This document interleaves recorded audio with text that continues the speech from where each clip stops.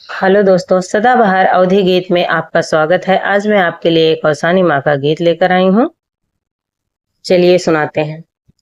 हे मैया कहवा लगाऊ बड़ी देर हो, हे मैया कहवा लगाऊ बड़ी देर हो, तोहके पुकारत भइल बड़ी देर हो, तोहके पुकारत भइल बड़ी देर हो। तोहरे खातिर मैया गलिया सजवली, तोहरे खातिर मैया गलिया सजवली। हे मैया अचरा से रहिया बहारी हो, हे मैया अचरा से रहिया बहारी हो। हे मैया कहवा लगाऊ बड़ी देर हो, हे मैया कहवा लगाऊ बड़ी देर हो। तोहरे खातिर मैया अंगना लिपवली, तोहरे खातिर मैया अंगना लिपवली।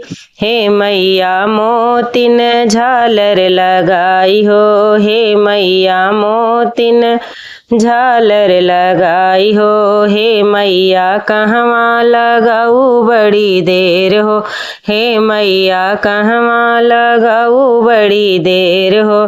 तोहरे खातिर मैया कलसा भरवली, तोहरे खातिर मैया कलसा भरवली।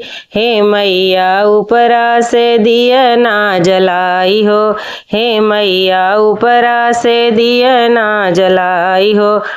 हे मैया कहवा लगाऊ बड़ी देर हो, हे मैया कहवा लगाऊ बड़ी देर हो। तोहके पुकारत भइल बड़ी देर हो, तोहरे खातिर मैया भोगवा लगाए, तोहरे खातिर मैया भोगवा लगाए। हे मैया चना गुड़ लैया मंगाई हो, हे मैया चना गुड़ लैया मंगाई हो। हे मैया कहवा लगाऊ बड़ी देर हो, हे मैया कहवा लगाऊ बड़ी देर हो।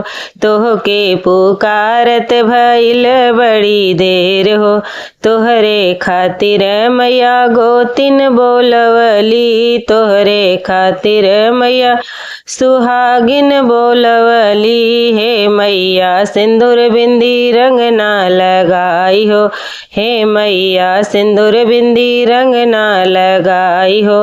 हे मैया कहवा लगाऊ बड़ी देर हो, तोहके पुकारत भइल बड़ी देर हो। तोहरे खातिर मैया पूजवा करैली, तोहरे खातिर मैया पूजवा करैली।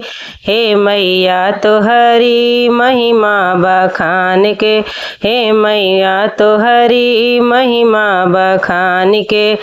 हे मैया कहवा लगायू बड़ी देर हो, हे मैया कहवा लगायू बड़ी देर हो। तोहके पुकारत भइल बड़ी देर हो।